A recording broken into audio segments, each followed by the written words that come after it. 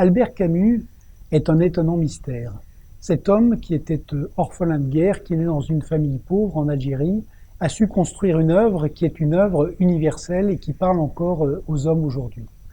Et c'est vrai que ce philosophe de l'absurde a été rattrapé par sa philosophie puisqu'il est mort de manière à la fois tragique et stupide dans un accident de voiture en janvier 1960 en laissant une œuvre inachevée.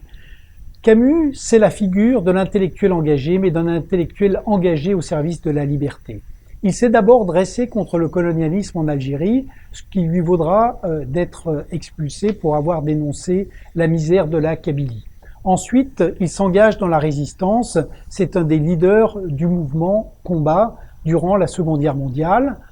Après la Seconde Guerre mondiale, il va se détacher des compagnons de route du communisme en rompant avec Sartre en 1952. Et enfin, il essaiera d'être un médiateur pendant la guerre d'Algérie en essayant de concilier l'indépendance, mais une indépendance qui refuse l'extrême violence et qui soit également compatible avec la liberté.